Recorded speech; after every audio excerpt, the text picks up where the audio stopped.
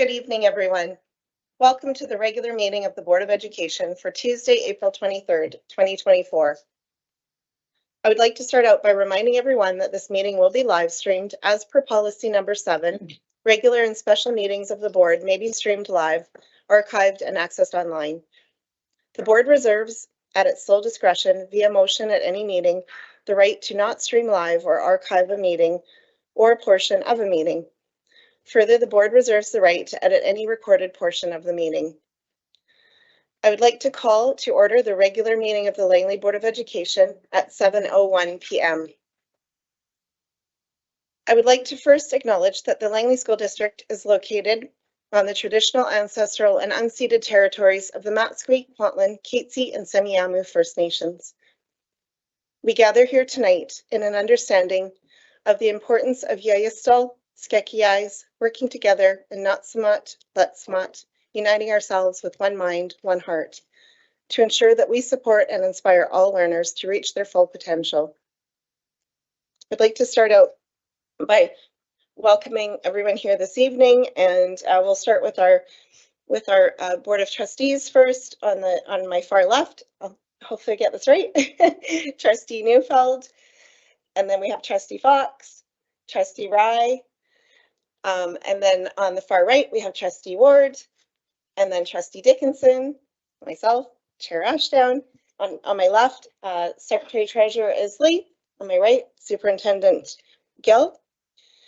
And we also have with us this evening Woody Bradford, Deputy Superintendent, Marcello Moino, Assistant Superintendent, Lisa Lanchbury, Assistant Superintendent, Shind Chand, Assistant Secretary Treasurer, Joanne Abshire, Communications Manager, Judy Swanson, Executive Assistant, Paul Baboa, Technical Support Specialist 3, Vincent Montefrio, Technical Support Specialist 3, Kevin Reeve, District Principal, Human Resources, Kendra Simonetto, District Principal, Instructional Services and Inclusive Education, Jesse Cowger, QP 1260, Acting President, Kim Anderson, LPVPA President, Taylor Foteau, LTA President, Nancy Peterson, LTA Vice President.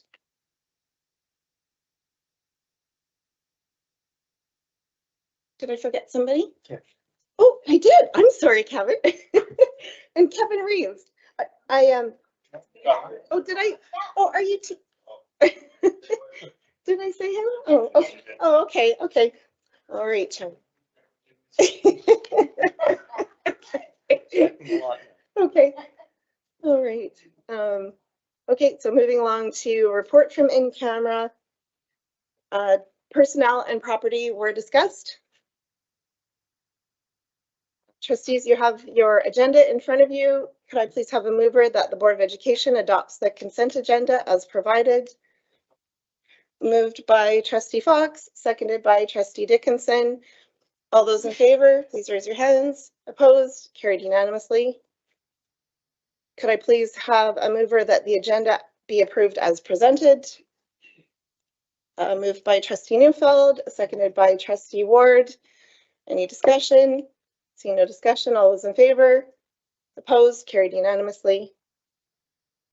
We have a delegation first on the agenda for the day of mourning for workers killed and injured. So I would like to welcome Wendy Cook, who is here on behalf of the New Westminster and District Labour Council, presenting on the day of mourning for workers killed and injured. Thank you, Wendy. All right. Good evening. You've already introduced me, Wendy Cook, and I'm a delegate of the New West District Labour Council and a member of the BCTF Union. Each year, the New Westminster and District Labour Council presents to city councils and school boards within our region to seek their support in recognition of April 28th as the day of mourning for workers killed and injured on the job. We believe workplace health and safety is everyone's responsibility, and this year, workers across Canada are sharing that it is important to have safe work now. In 2022, almost 1,000 people in Canada died as a result of their work. Too many families lose loved ones to occupational diseases. And we know those numbers are just the tip of the iceberg because they include only those families accepted by the workers' compensation system. In cases of workplace exposure to toxic chemicals or materials like asbestos, effects only become apparent months, years, or decades later. We also know that workplace injuries, accidents, and illnesses are severely underreported. In 2022, the most recent year, there is data available. WorkSafe BC reported people missed 3.99 million days of work due to work-related incidents and disease. WorkSafe BC also reported they accepted 181 work-related death claims, and our thoughts and sympathy go out to the families of those workers. The industries with the most claims reported were healthcare and social services, general construction, retail, transportation and related services, and tourism and hospitality. Behind each of these statistics is a working person, a family, a friend, or neighbor. These are people in your community, and the impacts from a workplace injury go far beyond time away from work. We can and must do better. Accountability is critical when it comes to health and safety at work. As workers, we hold each other accountable, reporting issues and dangers and actively participating in joint health and safety committees.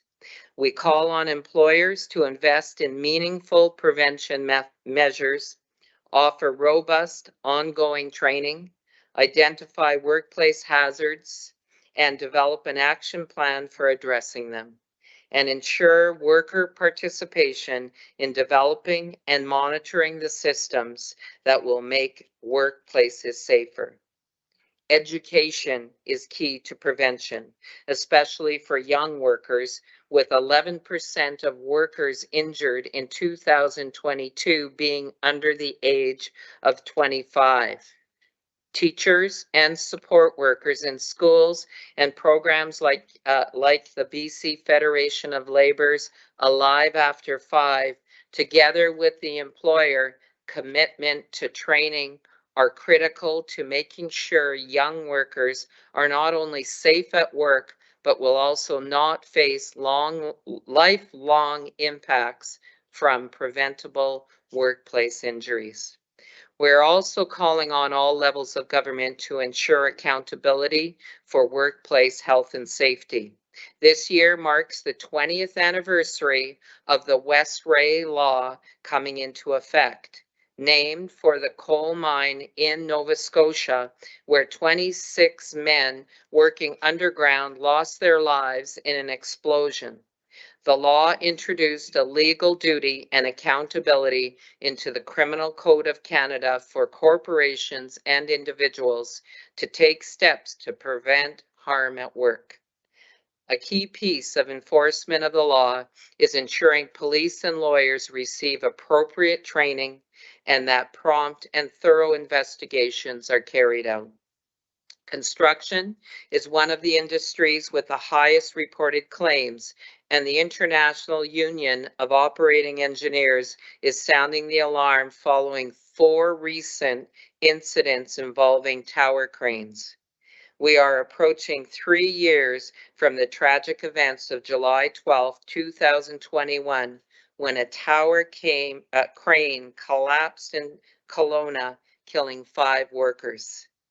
To date, the RCMP have recommended 1 charge of criminal negligence causing death.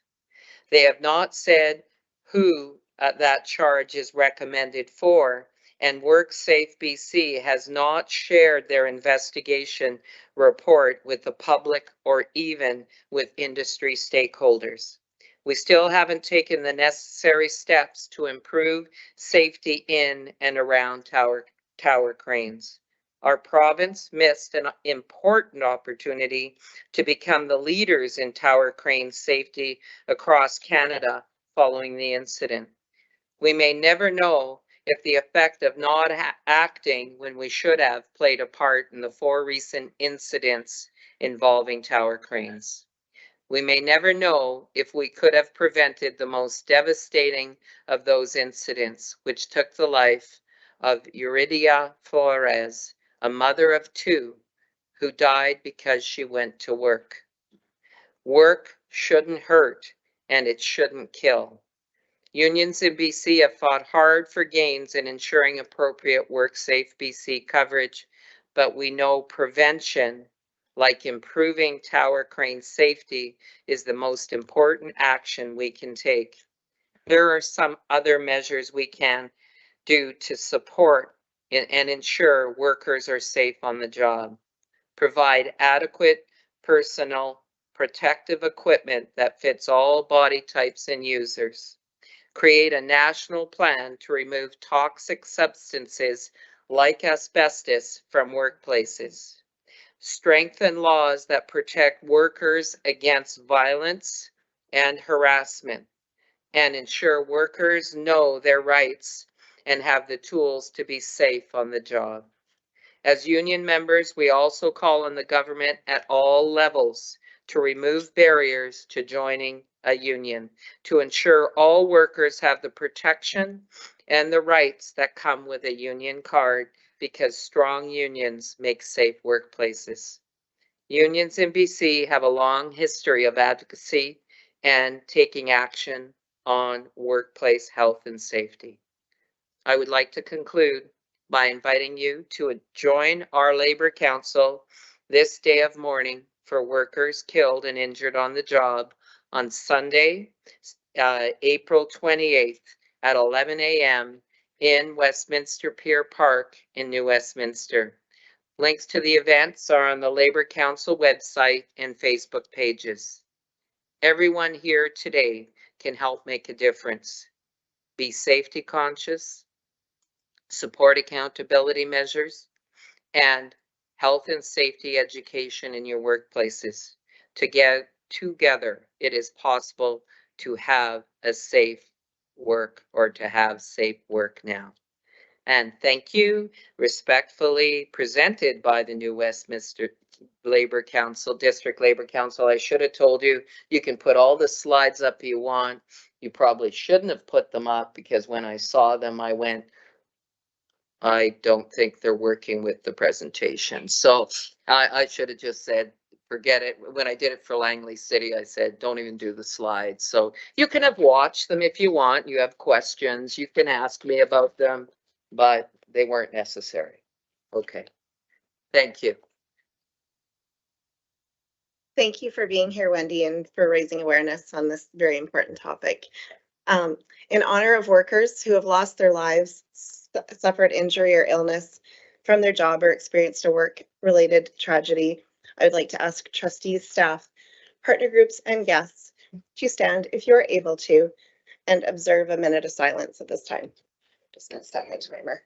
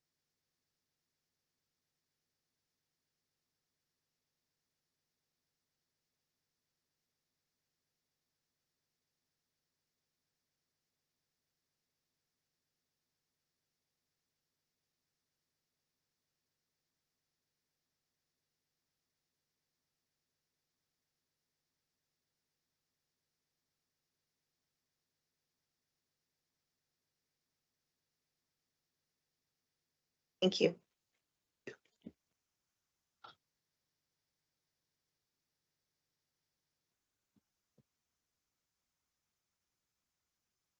Okay, next item on the agenda is the first item on the superintendent's reports is 8.1 Idea Summit, or IDEA, I guess I would say, Summit 2024.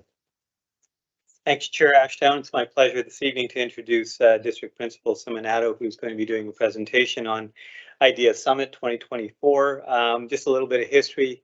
The work started in 2016 with our former superintendent, Gord Stewart, who started a think tank because he really wanted to hone the skills of entrepreneurship in our district. And through that think tank in 2018, we had our first summit. And wasn't sure what to expect, but walking into the doors at LEC and watching the smiles on our kids and the work that they had done was amazing. And certainly the day is certainly fulfilling. If trustees get the opportunity to take that day on May the 7th to go down to spend some time down there to see some of the things that our kids are doing, I would highly recommend it. But I'll allow District Principal to just describe for us Idea Summit. Thank you. Thank you, Superintendent Gill. Good evening. My name is Kendra Simonetto. I am the District Principal of Instructional Services and Inclusive Education. It is my honor and privilege to be here tonight to share with you, as Superintendent Gill said, a spectacular event that is coming into the Langley School District for the 4th year. Idea Summit is returning on May 7th. It is taking place at the Langley Event Center in Fieldhouse B. And as Superintendent Gill mentioned, this was it was born out of an idea from our previous superintendent, Gord Stewart, and fostered an event that took place in 2018 through the amazing work of Don Tomlinson, our previous director. The culmination of this Idea Summit is really a process that takes a series of many weeks and months in this terms of student learning and student project-based learning. So I'm going to give you a little bit of background of what that looked like. Originally, when the students engaged in the entrepreneurial mindset, engaging in entrepreneurship, engaging in the idea of socialpreneurship, it was through outside resources to highlight philanthropy, entrepreneurship, and socialpreneurship. Recently, in the last year, we have had a group of teachers and instructional services who have dedicated themselves to creating a Langley resource to support entrepreneurship and innovation. So the Entrepreneur and Innovation Project was just launched this past fall, 2023. And this is a Langley resource made by Langley teachers for Langley teachers. It is the brainchild of many teachers who really wanted to inspire the same concepts that came from all the way back to 2016, but actually really infuses the Langley vision, mission, and core values within it. As you'll see, this is an interdisciplinary approach. Students are engaged in a project-based experiential learning opportunity through cross-curricular. Multiple subjects are happening at the same time over the span of several weeks to months. Students truly get to live their true student voice and student choice. Students pursue a passion area. Students pursue a skill that they want to explore. And they're able to design something out of a concept and bring it to fruition and actually develop a product that would then actually be sold in the entrepreneur fair as well, which I'll talk about in a moment.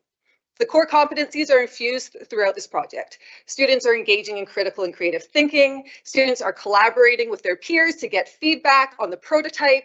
Students are engaging in opportunity to communicate and actually create sales pitches for their products to lure other consumers in who just happen to be their peers. An interesting piece that is added by Langley teachers in this particular resource is the addition of a recycled or upcycle component. So the environmental awareness, students understanding that they also inherit the world that we live in, and how can you take something that might have been discarded, recreate it, and redesign it to be something with new purpose, new meaning, new intent. The final piece that was also included, previously the students already had a piece where they actually would donate part of their proceeds. 10% of their proceeds are donated to a charity of their choice within the community, supporting that community awareness that students are developing, and also the global awareness piece. And finally, the last piece is the students were actually given a price constraint. So as they developed their product, they had to make several changes to the product, go through the design process, adjust it, improve it. And then when they finally decided on a product that they felt that they could make multiple versions of, they had a $20 cap. And feedback from students was they didn't love that at first because it really constrained what they were able to do. But to provide equity across the system of students who engaged in the project, The students actually gave us feedback that that was one of the richest pieces. They had to think really differently to keep within the cap. So as Superintendent Gill mentioned, the students engage in this project, and then there's often a school fair that takes place. This past year, we had 12 schools in elementary and middle actually host school entrepreneurship fairs in their community. And many of us in instructional services were able to attend these fairs and meet the students. And it was fabulous to be able to see the pride, the students who were showcasing, selling their products, the pride that these students have. They're beaming to tell you about the process they went to, the challenges they overcame, the persistence they had, the creativity they came with. And then the other layer of it is the community of the school attends the fair and is able to buy products. So the little ones in the school, all the way down to our kindergarten students, are able to attend the fair and actually buy some of the products that they're choosing. And the students are inspired by the older students in their school. And you can see the energy and excitement for when they get into that grade, when they get to engage in this project. On this picture here, you'll see some, one on the picture previous. Thank you. You can see some examples of how students took products and rethought them. The one on the bottom there, the soccer game, was simply recycled boxes that were redesigned, painted, and made into a soccer game, something that the student was passionate about. You have a student that learned how to do origami and actually used recycled paper to create paper flower bouquets. And the next slide, I'll show you a few more. One of the things that students who had the booths talked about was the skill that they actually developed through the process from start to finish through the entrepreneurship and innovation project. Students talked about how, on the bottom right, learning to sew, taking old blankets or old clothing scraps from home and actually figuring out how to make a little stuffy. Other students also made stuffies, but it took it even further and showed their creativity by giving the stuffy a birth certificate or a personality profile, so that when the consumer, the children, bought the stuffy, it was completely unique for them. The one on the right, top right, you can see crocheting is big this year. Students were very excited to learn how to crochet. I had a student come up and say that she and her grandmother, neither of them knew how to crochet. They actually partnered together and both learned how to crochet in this project, which was a really special opportunity for them. They used old yarn ends from family members and from friends and developed these cute little stuffies. The one on the bottom there that you see with the horseshoes, this student took a passion she has for horses, took old horseshoes, cleaned them off thoroughly, painted them, and actually learned how to weld with a parent to create new products, such as the mug holder you see there, or the book ends, or the bowls, all sorts of products that she created from horseshoes. I would be remiss if I didn't also highlight that this is an important project from start to finish, from the classroom level to the school level and also to the district level, and it is not possible without the support that we get from the Langley School District Foundation.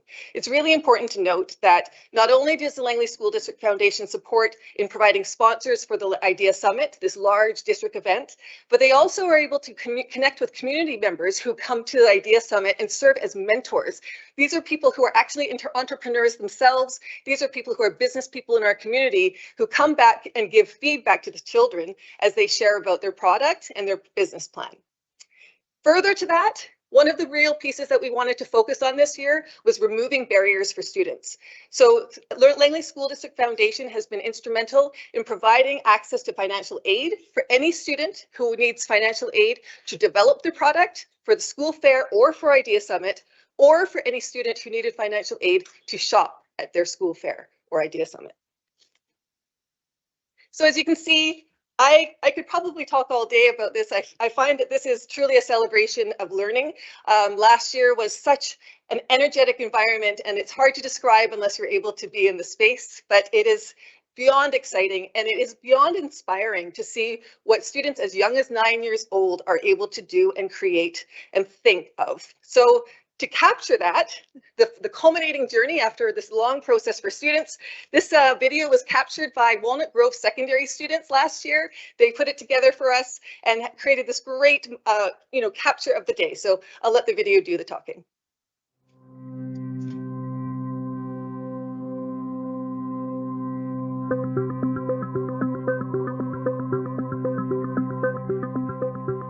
Idea Summit, in a nutshell, is meant to be a celebration of entrepreneurial spirit of our students. Idea Summit is all about kids bringing their ideas to life and showcasing them and sharing them with the rest of the community. Students all the way from elementary through to secondary who at their home schools come up with an idea, a creative idea, or a product, something they're really passionate about. They get an opportunity to create it, and then they bring it to the Idea Summit and have an opportunity to share it with the rest of the school district. My name is Hunter, and I go to West Langley, and I made these Jacob's ladders. Hello everyone, my name is Isabel and I'm from Winthrops Elementary. Hi, my name is Luke and I'm from Doneghy Robbins, a new school. This is our middle school robotics team from Langley Fundamental Middle and Secondary School. I got this idea when me and my sister and my dad bought one of these stuff in Amazon for my mom. And I thought it was really cool, so it inspired me to make some. Using the robots that we design ourselves and also like the program that the kids code themselves to complete a wide variety of missions over here. When I was thinking about what I wanted my product to be, I realized I wanted my product to have a purpose. And that purpose was to recycle as much as I can as possible.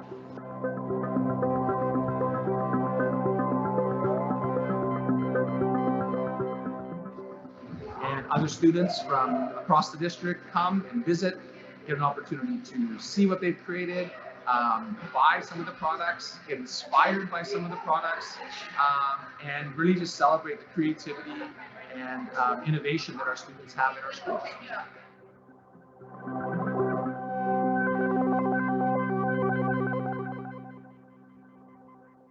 I think kids always say it best, right?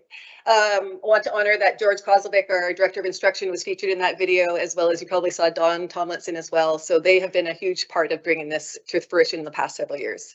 Idea Summit is a full day. It is May 7th, and it goes from start to finish with lots of action and lots of activity. This year, we are super excited to announce that we have 60 students in elementary and middle school who will actually be featuring their products in booths for sale. We actually have almost 30 secondary students who will be hosting booths in groups for entrepreneurship and socialpreneurship. We have over 3,000 students that will be circling through the day and coming through on waves with bus transportation to be able to attend the summit and shop. But also there's more at the summit beyond just shopping. There's also opportunities for students to engage in hands-on learning opportunities. There's Thinkology design challenges, there's a 3D printer, there's green screens. So plenty of things for students to enjoy and experience as they're there, but most importantly, they're able to be inspired by their peers across the district with a showing of schools across all elementary and middle to really highlight the learning that's happening in the school district. This is not a project that happens with one or two hands. It's many hands that make this work happen. I want to acknowledge the teachers and classrooms that have worked, support staff who have worked alongside students to make this come to fruition for individual children, administrators who have supported the school fairs. Transportation is a huge piece of Idea Summit, and we couldn't do it without them. Again, Langley School District Foundation and Instructional Services, who behind the scenes has been working on this for many months and will be actually helping the students throughout the day as they navigate their booths. So I hope that you're able to join us on May 7th. If you haven't already picked up the fact that this is going to be a true celebration of student learning in the Langley School District, I promise you, you will walk away inspired by the students we have. It is a celebration of the ability of what students can do. Students will prove to you that they are creators and they are designers and they are innovators, they are problem solvers and they are thinkers. And they have limitless potential when we are able to remove the boundaries, when we are able to provide the supports, and we are able to give kids access to their student voice that they carry that is so important so that they can pursue something they're passionate about. The possibilities are endless. So we are excited to host this event, and we are excited to showcase students in Langley and show how they are already living the full potential and bringing the future, the legacy of the future of the Langley School District to fruition. Thank you. Thank you so much for being here, Kendra. That was very inspiring, and I found myself smiling for most of the time you were talking. It's so exciting. So I'm hoping I can make it work to get there for sure. Do any trustees have any questions or comments? Trustee Ward.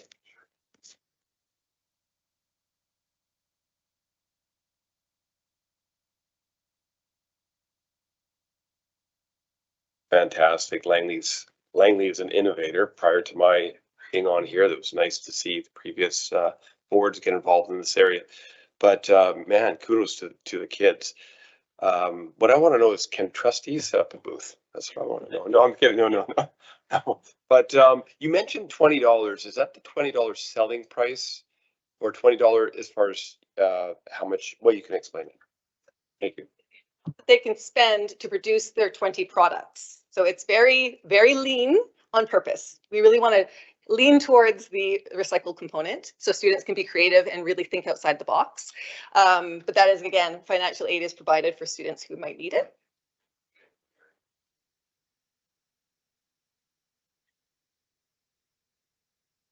Is there a price range that you force, or can they just kind of do it and figure out what the market demands?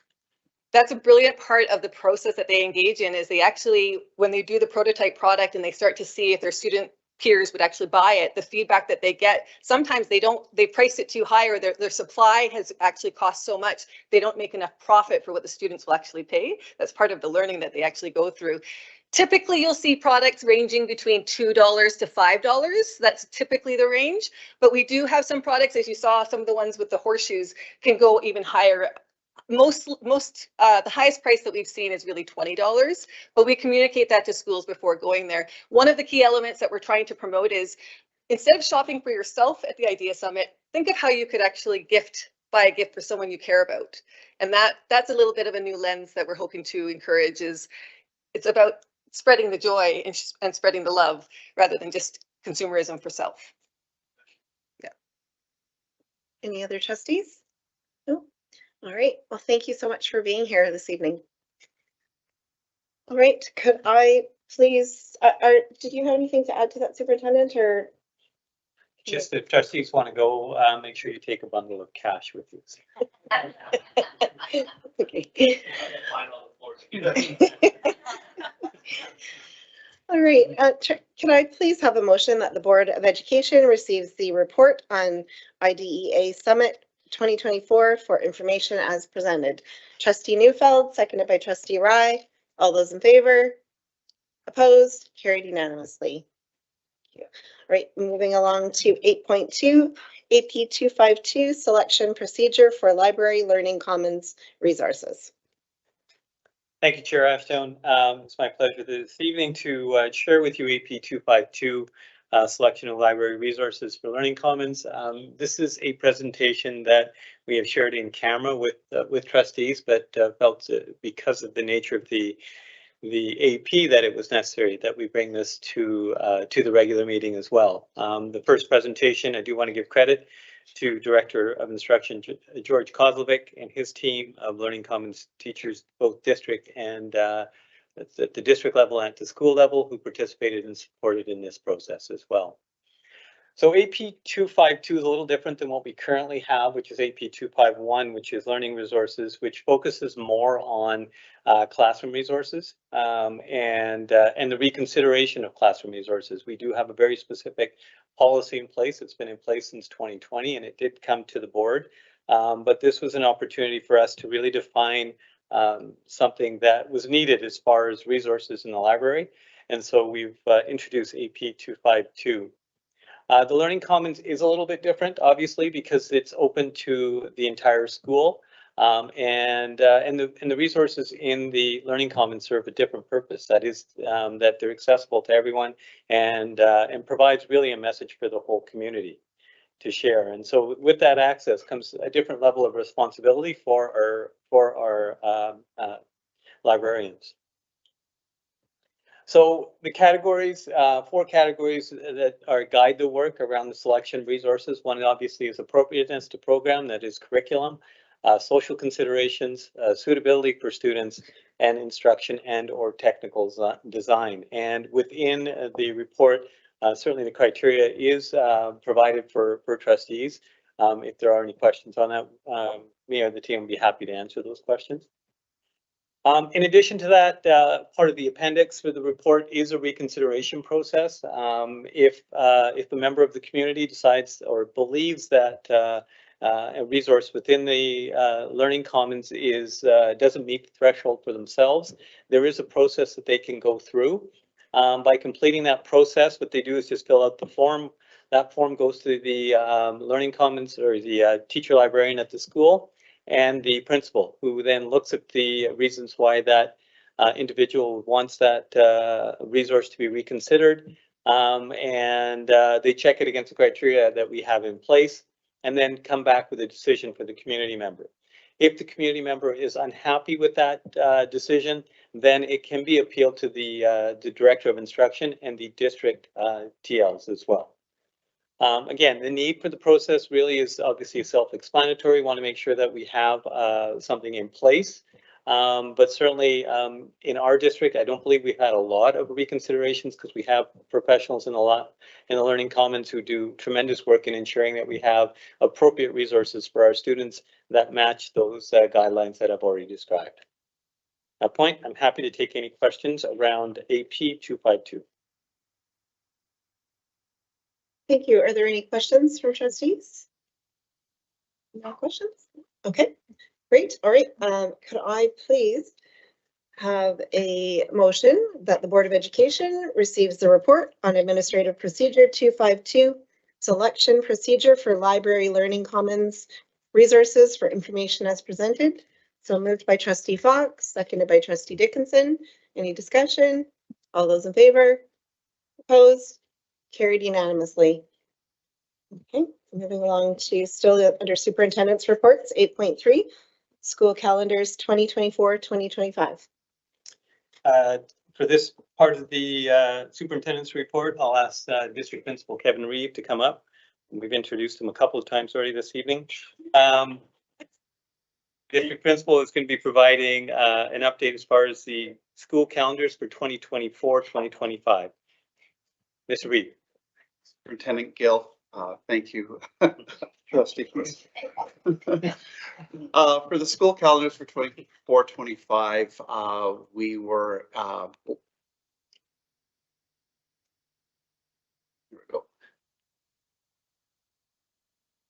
Just want to give a little bit of the background. We continue to work with an open heart and an open mind to increase the alignment with our school calendars while respecting the unique communities that we have throughout our district. And that is not only working with district staff, that is also working with our unions, our LPVPA, and also getting feedback from the community.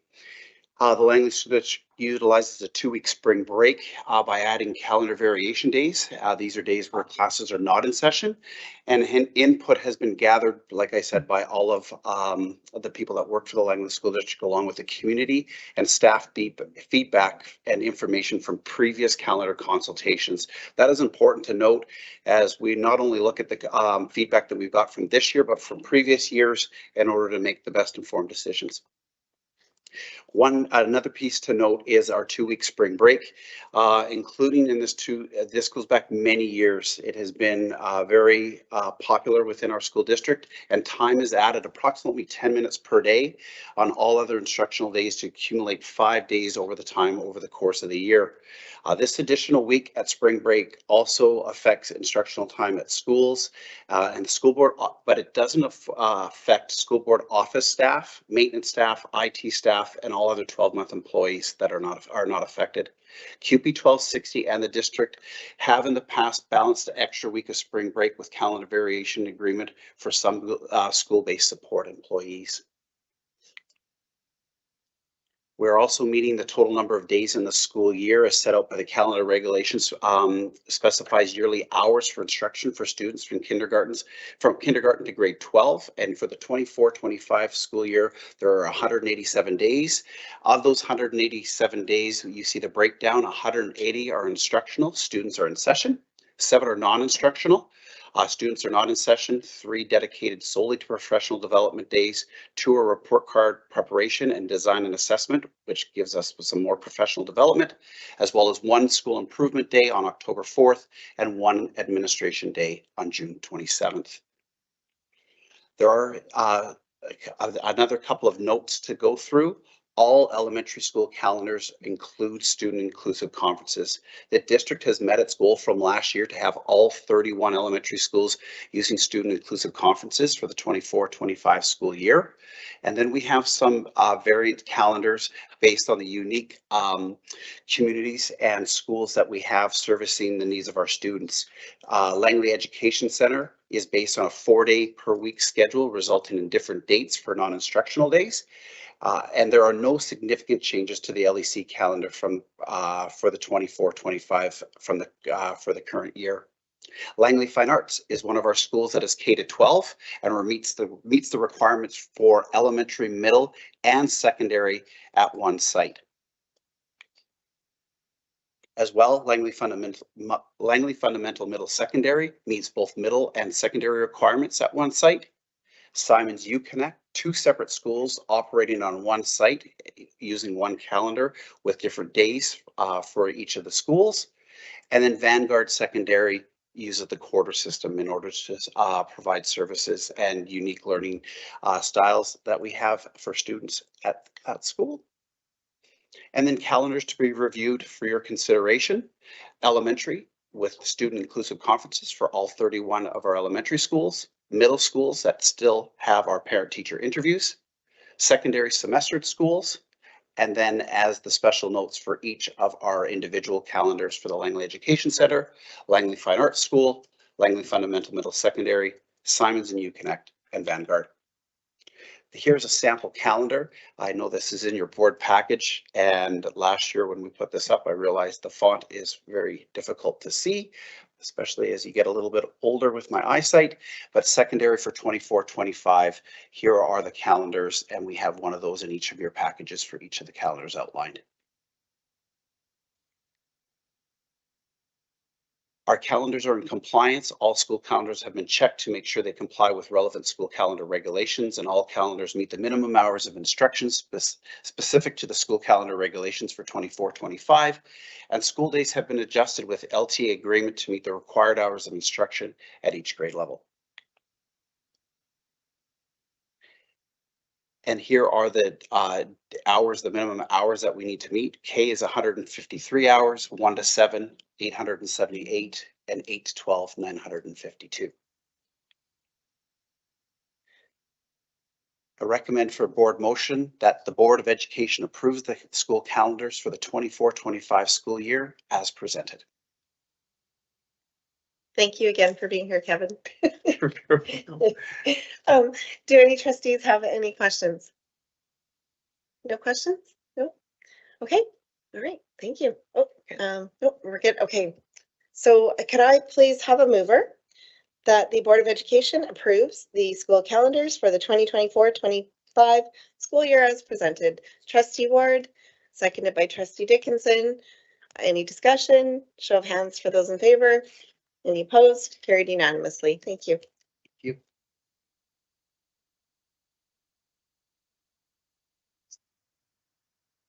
Okay, moving on now to 8.4, District Calendar 2026-2027 consultation. Thanks, Chair. The district calendar was first presented in February and went out for consultation. District Principal Reeve is here to just provide us with the feedback for the 2026-2027, I believe, or yeah, 2027 calendar.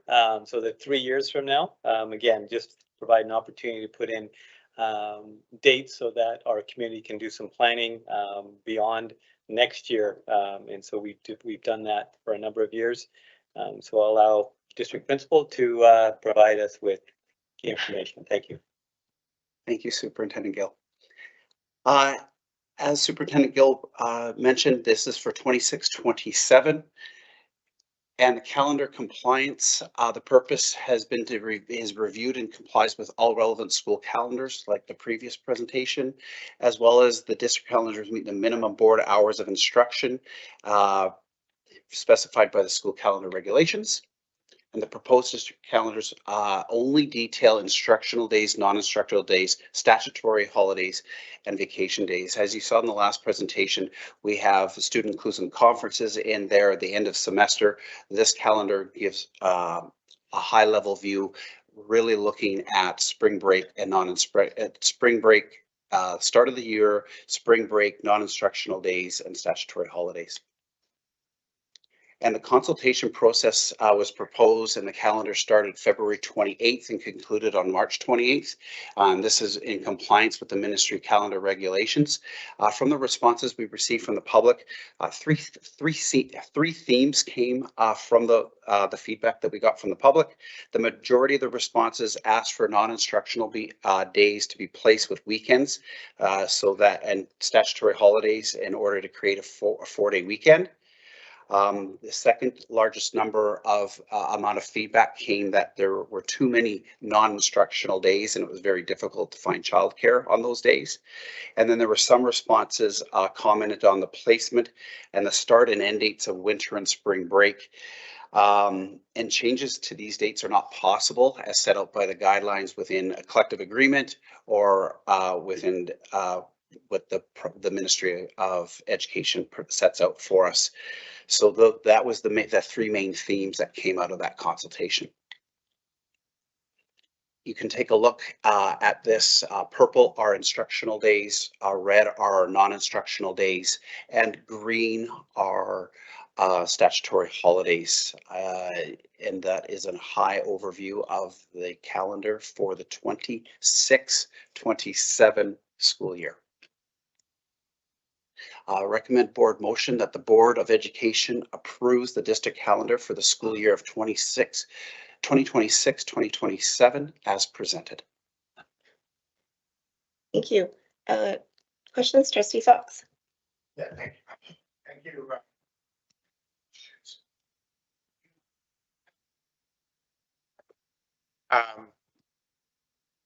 Thank you. How much feedback did we get? Did we get significant, a little bit? 24,000 students in our district, and we had 40 responses. It's okay. And so adopting this today, you will transition this closer, obviously, to 26, 27 into the 7 different calendars we have. Is that the difference between this presentation and the one previous? Is you take out and create the variations based on LEC, Vanguard, Langley Fine Arts, et cetera, et cetera. Okay.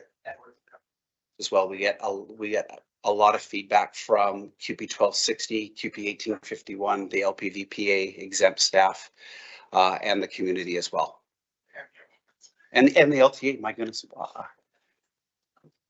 We were together all day today too.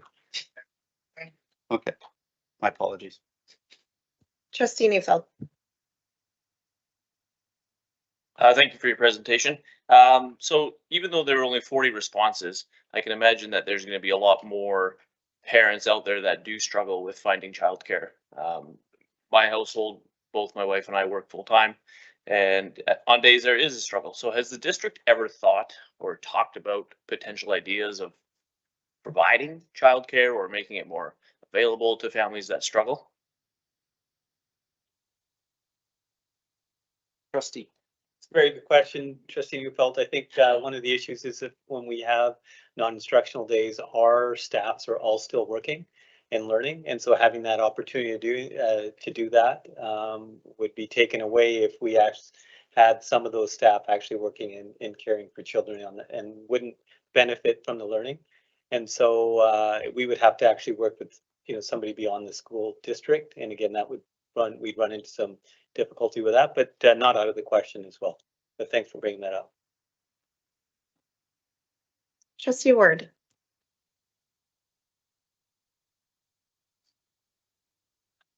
Okay, thank you very much. I'm going to ask a question that's probably straightforward. You got those 3 main points. There on the 3rd point, the 2nd sentence says changes to these dates are not possible as they are set in the board LTA collective agreement. Now, is that referring to 3 and 2? Because the second, I'm wondering how these were answered to the people who asked them. I mean, there are too many non-instructional days. How do you answer that? So it's twofold. There are non-instructional days, for example, provincial Pro-D days that are set obviously by the province, and then there are also days that when the start of spring break, for example, needs to be the third week in March. So it's very important for us to meet that collective agreement. So some of the answer is yes, it's a collective agreement for the Langley Teachers Association, and it's also set out by the ministry for provincial Pro-D days. So we could give a breakdown to how each of those are for you, and then you'd be able to answer that question. This is an LTA collective agreement, or this is a ministry guideline. Again, there we go. With respect to number one, the majority of respondents asked that non-instructional days be placed with weekends that have a stat holiday attached in order to create a 4-day weekend. With respect to non-instructional days, again, I'm asking this for the public, typically Fridays or Mondays. Out of curiosity, just a random thought. Have we ever done a non-instructional day on a Wednesday or anything like that? And I understand that everybody wants the longer weekend. I'm just asking the outrageous question because I want it. Thanks.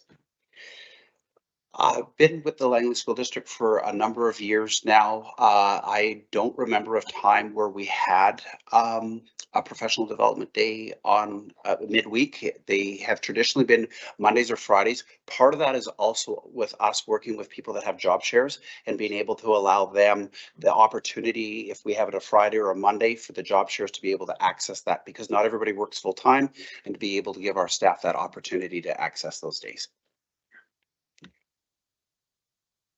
Any other trustees? Nope. Yeah.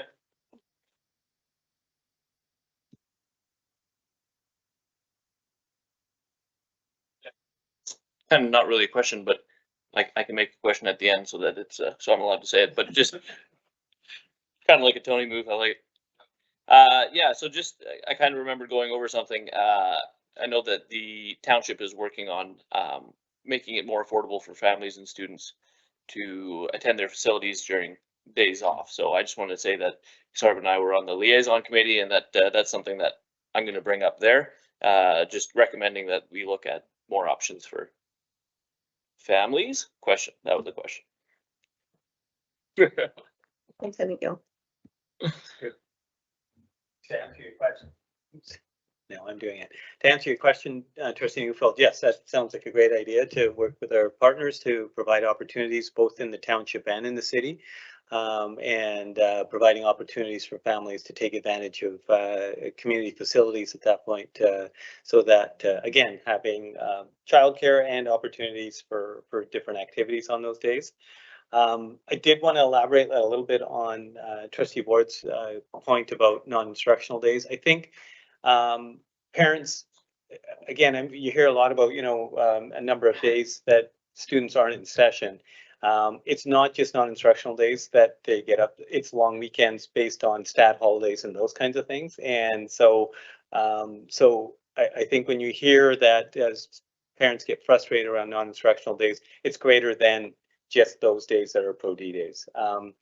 Anyway, so I just want to make sure that that you were aware of that as well. And putting them with the weekends, that was something we've been hearing for the last couple of consultations with families, that they do want to kind of put all those days together for a Friday to Monday off, because again, if you're setting up some kind of child minding, that it's easier to do that collectively rather than individual days in the calendar. That we do run into some issues around trying to do that in some of our schools, just because availability of facilities around professional learning, especially as we did with Odyssey when we had everybody at LEC. We need to make sure that those places are available for us, because we're getting to be a large district right now. So sometimes those things drive some of the work that we do as well.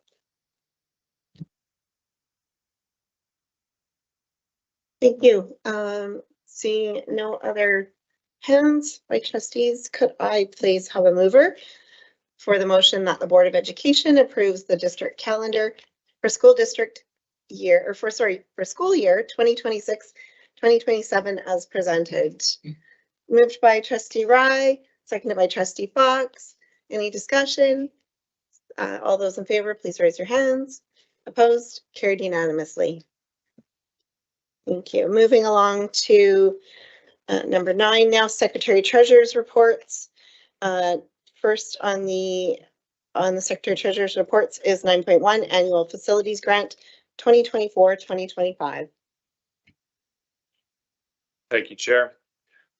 In your package is a report on the annual facilities grant. This is a grant provided by the Ministry of Education on childcare every year for districts to provide repairs and maintenance on their facilities and work on that over the year. Just wanted to point out that this fund doesn't follow our normal school year cycle like all our other funds. This one follows the ministry fiscal year. So this fund starts April 1st. So April 1st, 2024 and runs to March 31st, 2025. We have seen a slight increase in the amount. Last year we were just at 4.25 million and we're now at $4.34 million. Out of that, districts are required individually to pay for the CAMS program. That's the system that the province uses to record all the annual facilities grants, and that's just under $58,000, the same amount as it was last year. Maintenance staff have been working hard building the plan, putting it together, and the full plan is in your package for your approval tonight. Thank you. Any questions by trustees? Trustee Fox. Yeah, thank you. Through you to the Secretary Treasurer. This I'm not sure. I'll start off by asking what the colors mean. If you saw the report, it's all colored. Does that denote certain areas, or is that just to segregate it? The ministry has different categories within AFG, and the colors are just for maintenance that they've put them into this. So like at the top, you'll see the green section. Those are all your roofing repairs. Okay. So supplemental to that, then we get 4.34 or $4.348 million. What, I guess, obviously our staff has gone through and these items are all priorities done by primarily with maintenance in buildings and so on. $4.38 million when we're running 43 facilities, roughly 43, 45, I can't remember specifically. It's not a lot of money. And so does the ministry say you have to work within this budget, or if we put in another 24 items, we would more than likely get them? How does that money get distributed across the districts in the province? It was set by the ministry many years ago and have added minor adjustments to it. It hasn't kept up with the growth of Langley. Okay, so the key comment there is it hasn't kept up with the growth of Langley. Obviously, again, the ministry needs to realize that as we grow, we get more facilities. And even though we do have new facilities, our aging facilities do need constant upgrades and modifications and so on. So it's something that potentially we need to advocate for. And I'd like to earmark that for the next BCSTA a motion potentially at the next BCSTA meeting, because I think that, again, we're falling far behind. These aren't big items, but they're important items. And that's the key piece here. So thank you. Thank you. Trustee Ward. Okay, question with respect to the CAMS.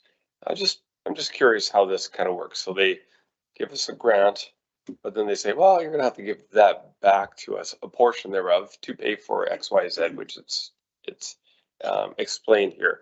Why not, out of curiosity, it must be an accounting feature. Wouldn't they just have the grant be the amount subtracted that without providing this explanatory or payback kind of thing. Don't have an answer for you other than them trying to be transparent, I assume. Okay. Thank you. Made them look good. Okay, any other questions from trustees? Okay, seeing no other questions, could I please have a mover for the motion that the Board of Education approves the annual facilities grant 2024-2025 spending plan as presented? Trustee Dickinson, seconded by Trustee Fox. Any discussion on the motion? Seeing no discussion, could I see a show of hands, please, for all those in favor? Any opposed? Carried unanimously. Thank you. Moving along to 9.2 Annual 5-Year Capital Plan Bylaw 2024-2025. Thank you, Chair. You have a bylaw in your package. We have on an annual basis, the district submits their 5-year capital plan, and sometime around March, the ministry provides what they call the response letter, which outlines the projects that the ministry is proceeding with or funding for the fiscal year. We have now received that plan, and we'll go through that with you, and then there's a bylaw for adoption so that we can access the funds for these. We have been approved to move to the business case for Smith Middle and RE Mountain, a 12 classroom addition to that school. That's to do the business case, which is a 2-step process. They approve the business case first, and then once the district submits those, it goes to Treasury, and then the ultimate funding is approved thereafter, and then that's when we actually get to start work on the projects. We've been approved to proceed with the site acquisition at Southwest Latimer, and staff has started that process. And as mentioned, there's some other funding envelopes that require bylaw there for us to access. There are 2 that are for Aldergrove Secondary. We're using 2 funds to be able to do the second phase of the wall exterior, which is just the windows and some door replacements of that school. So we were approved at $1.1 million from the school enhancement program, and a further $400,000 for the carbon neutral capital program for that project.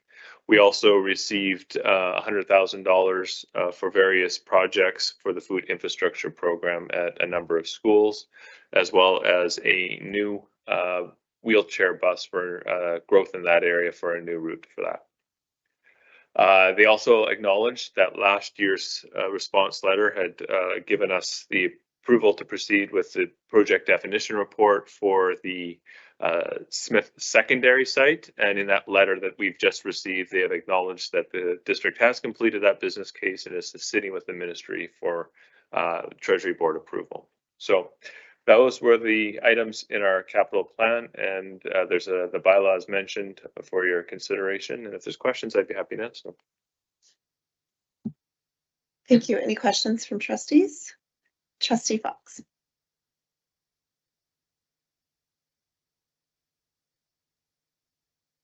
The treasurer and his staff for the work they do on this, but we're woefully underfunded. And this past weekend, we were at the BCSTA annual general meeting. Langley School District did put a motion on the floor with respect to capital funding and getting away from reactive to more proactive capital funding. But if we talk to our neighbors and across the province, I think every school district in the province is fighting for one form or other of capital funding, whether it's new builds, whether it's seismic upgrades, whether it's whatever the case may be. And I certainly found out when we presented the motion that we were not alone in this situation. We did, and I'll say this, we did listen to a little presentation. There was the Minister of Education, there was the education critic from the United Party and from the Green Party.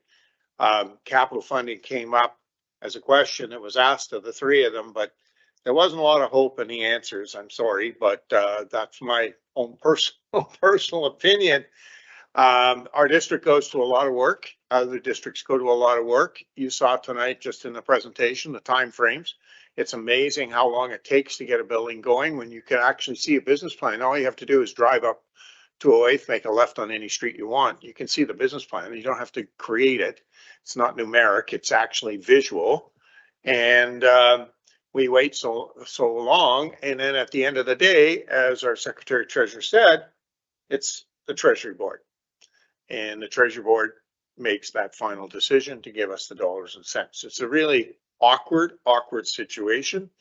I know I have to vote for it because it has to be unanimous, but I want us to go on record as saying I'm voting under duress.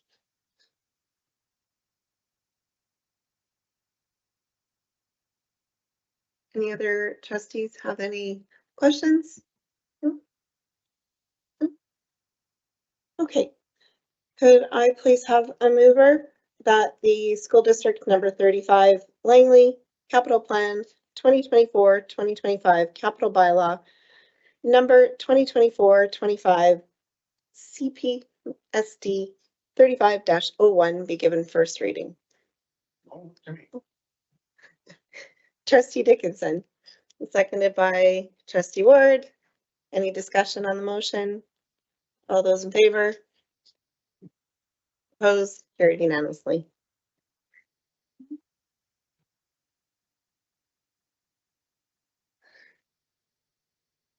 Okay. Moving along to our next motion, if I could please have another mover that the school district number 35 Langley capital plan 2024-2025 capital bylaw number 2024-25 CPSD 35-01 be given second reading. Moved by Trustee Ward, seconded by Trustee Dickinson. Any discussion on the motion? May I please have a show of hands, seeing no discussion. For all those in favor? Any opposed? Carried unanimously.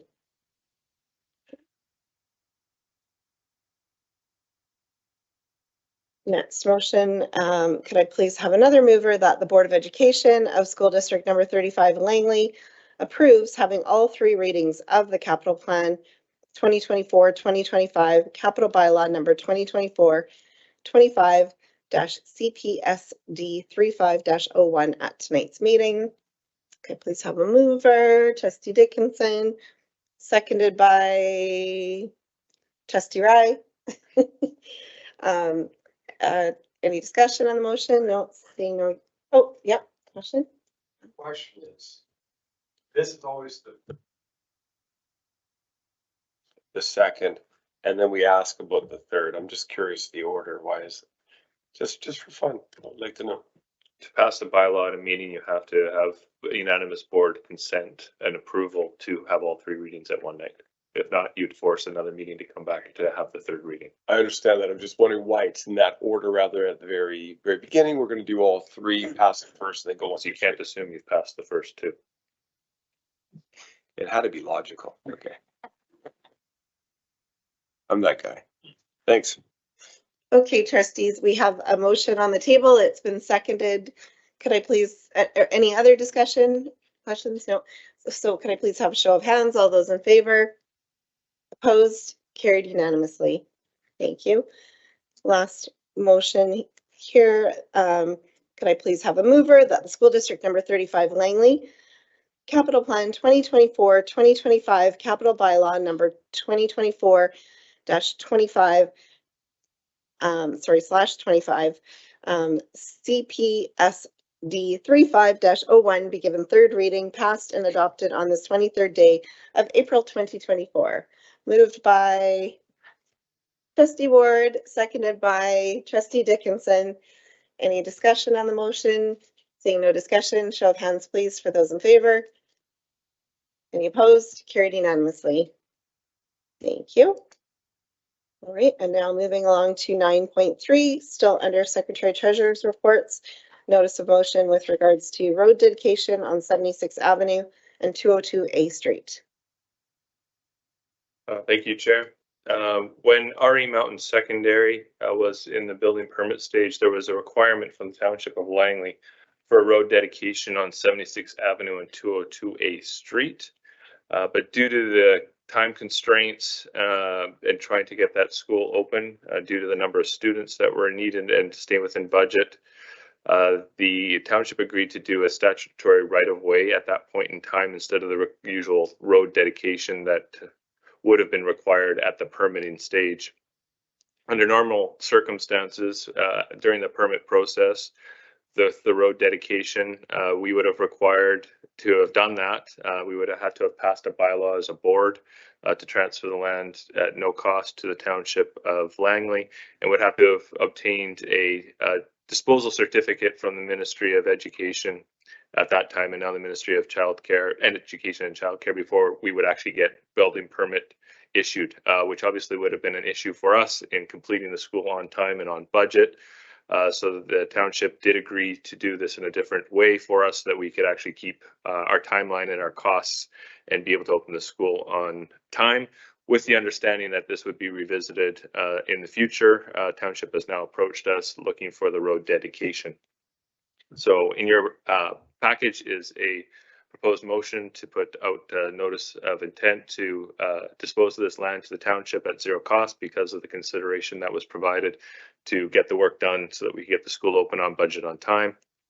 The process that we would have to follow for that, it does follow a disposition process that we have to follow. We need to inform the public, which is what we're doing with this notice of intent of the motion coming back at the public meeting in June. At that meeting, if so choose, we would pass that bylaw, and then we would request that disposal certificate from the Ministry of Education and Childcare. And then once that process had completed several months down the road, we would work that process out with township. If there's questions, I'd be happy to answer them. Thank you. Any questions, trustees? Trustee Fox. Thank you. Through you to the Secretary Treasurer. This will not affect our property line where on the north side of 76th Avenue. This is just really a procedural thing. It's not there's no physical change to our RE Mountain, the walkway there, the entrance to the school or exit in this case. No, this is for the road that's actually there already, so that they actually own the road that they've built, the land, and also the greenway on Tillage Way. On the greenway as well. Thank you. Okay, any other questions, trustees? Okay, could I please have a mover for the recommended motion that the Board of Education serve notice of motion to be brought to the June 18th, 2024 regular board meeting of the road dedication at 76th Avenue and 202 A Street to the Township of Langley at zero cost due to the benefit received at the time of building permit being issued. Moved by Trustee Dickinson, seconded by Trustee Neufeld. Any discussion on the motion? No, seeing no discussion. Can I show of hands, please, of all those in favor? Any opposed? Carried unanimously. Thank you. Okay, next on the agenda is new business, and we didn't have any new business. So I will move along to 11 trustee comments. Rather than going along, I'll just ask if any trustees have any comments they'd like to make. Trustee Fox. Yeah, thank you, Chair Ashdown. Just a couple of things. First off, I wanted to thank our partner groups who we had the opportunity to meet with to date. Both are QP groups, and I appreciate the fact that they came out and we had some very, I think, sincere and honest discussion over a couple of agenda items and then an open discussion afterwards. We look forward to upcoming ones that we've got on the schedule. And I think that the sincerity of the discussion was really valued by myself, and I hope my colleagues and trustees as well. So thank you to them for coming out and taking the time with us. I did mention that we were at the BCST AGM this past weekend. It was a very well attended and well put together weekend. Obviously on Saturday we spent a lot of time doing 35 motions, of which 3 of them were from the school district of Langley, and all 3 got unanimous support. So at least that was a positive out of it. We all gave ourselves a little cheer, pat in the back, whatever the case may be. As we ate, thank you to Superintendent Gill for all the goodies that we had. It seems to be at this conference, I don't know if it's the same at other conferences, but it seems the more goodies you amass in front of your table, that it's kind of like a competition sort of thing. Anyway, our superintendent came through in the end, and that was really valued. A couple of interesting ones. We had a very, very good speaker on artificial intelligence. She's a professor, double doctorate professor out of the University of Toronto. I think so. Toronto Metropolitan. Amazing stuff on artificial intelligence.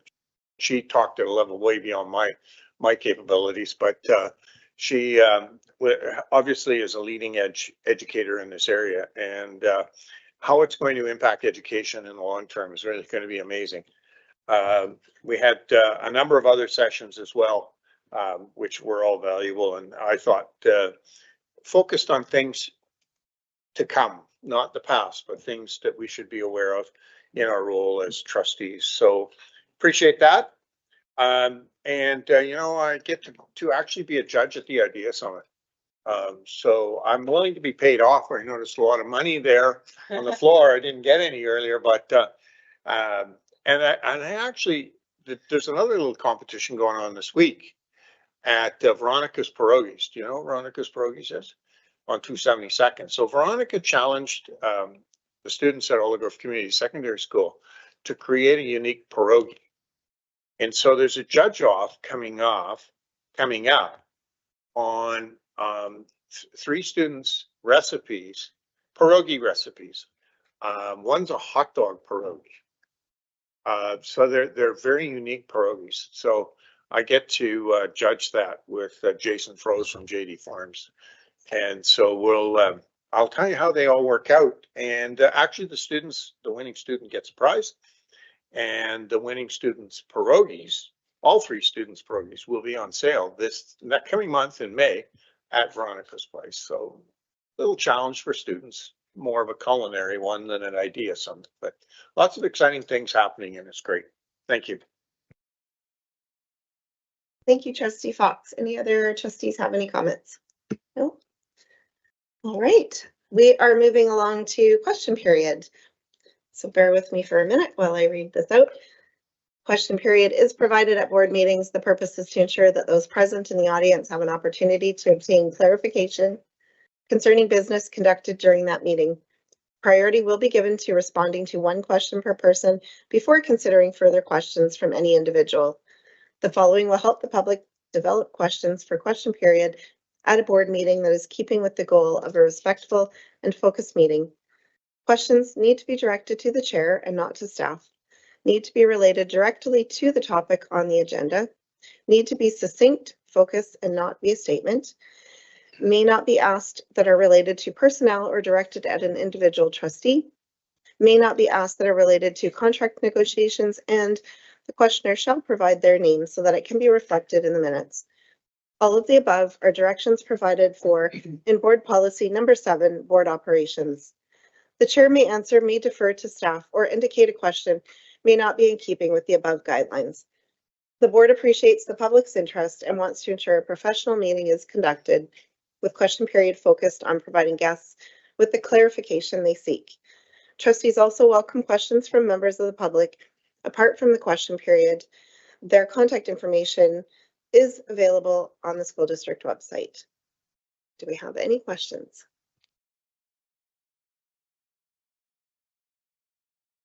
Hello. My name is Evan. In the AFG, I'm curious what's necessitating the 700,000 towards the parking lot expansion at Nickelmeckle? We'll pass this over to you, Secretary Treasurer. It's to level the area there to be able to put portables. So that's there's 3 portables that are going there for September, and it needs fencing and a retaining wall. That's the large piece of it to be able to put the portables on it. Got it. Parking lot. Got it. Okay, thank you. Eventually it will become a parking lot. We've put in for an addition to the school. So it'll be transformed into a parking lot afterwards. In a few years. Thanks. Any other questions from anyone? No? All right. Seeing no other questions, I will ask for a motion, please, from trustees that the meeting be adjourned at 8:21 p.m. Moved by trustee Neufeld, seconded by trustee Fox. And can I have a show of hands? Those in favor? Any opposed? Carried unanimously. Have a great evening, everyone. Thank you for coming out.